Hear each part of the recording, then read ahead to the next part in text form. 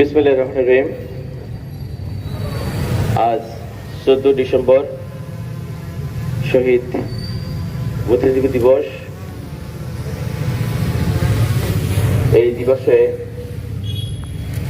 পুষ্প অর্পণ শেষে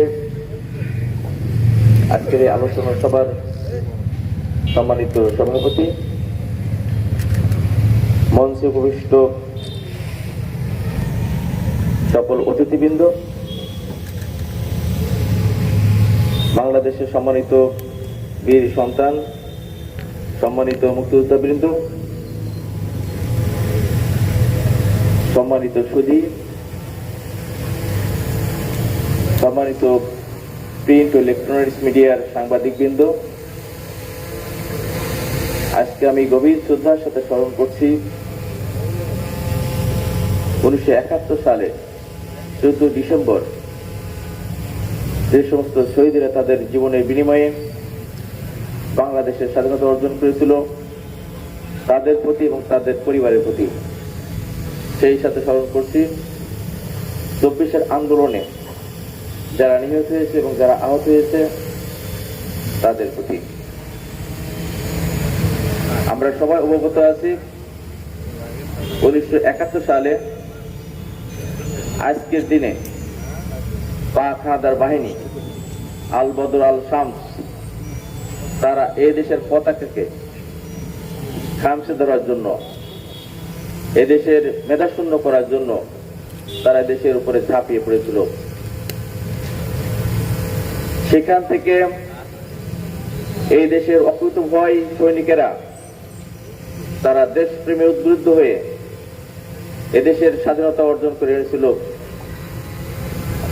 এবং আমাদের 16 ডিসেম্বরে বিজয় দিবস অর্জিত হয়েছিল। সেই বিজয় দিবসের মূল মন্ত্র আমরা কিন্তু ধরে রাখতে পারিনি আজকে স্বাধীনতার 54 বছর বয়সেও। কারণ আমাদের নিজেদের মধ্যে বিভিন্ন বিভেদের কারণে আমরা বর্তমান সমাজ আমরা চাই না দেশের ভিতরে কোনো বিভাজন থাকুক, কোনো বিভেদ থাকুক। আমরা চাই দেশের উন্নয়ন, আমরা চাই দেশের শান্তি শৃঙ্খলা ফিরে আসুক। 1971 সালের পরেও বাংলাদেশের বিভিন্ন সময়ে এই বাংলাদেশকে নিয়ে চক্রান্ত হয়েছে। এখনো দেশকে উন্নয়নকে বাধাগ্রস্ত করার জন্য, এই দেশকে পিছনে ফেলার জন্য বিভিন্ন দেশের ষড়যন্ত্র চলমান আছে। আমাদের দেশের দামাল ছেলেরা, বিভিন্ন রাজনৈতিক সংগঠন এবং সচেতন মানুষ যারা 24-এর আন্দোলনে মাধ্যমে দেশকে আমরা নতুন ভাবে প্রতিষ্ঠিত করতে চাই, আমরা মনে করি আমাদের মাধ্যমে এবং আপনাদের সহযোগিতায়, সকল মানুষের সহযোগিতায় আমরা আবার দেশকে নতুন ভাবে গড়ি। আমাদের মানুষের আকাঙ্ক্ষা খুব বেশি না। আমাদের মানুষের আকাঙ্ক্ষা হলো আমাদের ন্যায়পরায়ণতা, নিরপেক্ষতা এগুলো বজায় রেখে ন্যায় বিচার প্রতিষ্ঠা করা। আর ন্যায় বিচার প্রতিষ্ঠা হলেই এদেশের উন্নয়ন, কাঙ্ক্ষিত উন্নয়ন সাধিত হবে।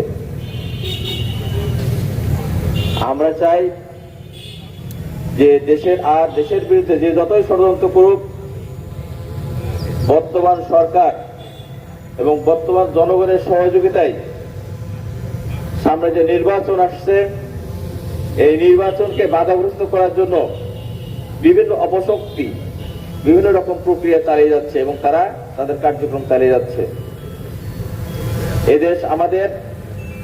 এদেশে আমাদের জন্ম, এদেশে আমাদের বেড়ে ওঠা। আমরা চাই দেশের উন্নয়ন। যত অপশক্তি চেষ্টা করুক না কেন, আমরা মনে করি সামনে যে আসন্ন জাতীয় সংসদ নির্বাচন, এই নির্বাচন অত্যন্ত সুষ্ঠুভাবে, সুন্দরভাবে, নিরপেক্ষভাবে নির্বাচন অনুষ্ঠিত হবে, সে লক্ষ্যে আমরা কাজ করে যাচ্ছি। এবং আমাদের ছাত্র জনতা যে উদ্দেশ্য নিয়ে এই 24-এর আন্দোলন করেছে, সেই উদ্দেশ্যকে সফল করার জন্য আমরা সদা সচেষ্ট আছি। সেক্ষেত্রে আপনাদের সকলের সহযোগিতা আমরা কামনা করছি। তাহলেই আমাদের দেশকে, আমাদের জাতিকে, আমাদের ভবিষ্যৎ প্রজন্মকে আমরা সুন্দর আলো বাতাসে গড়ে উঠতে সহযোগিতা করব। আজকের হোক এই দিনের এই প্রত্যাশার অঙ্গীকার, এই আশা ব্যক্ত রেখেই আমি আমার সংক্ষিপ্ত বক্তব্য শেষ করছি। ধন্যবাদ সবাইকে। আসসালামু আলাইকুম।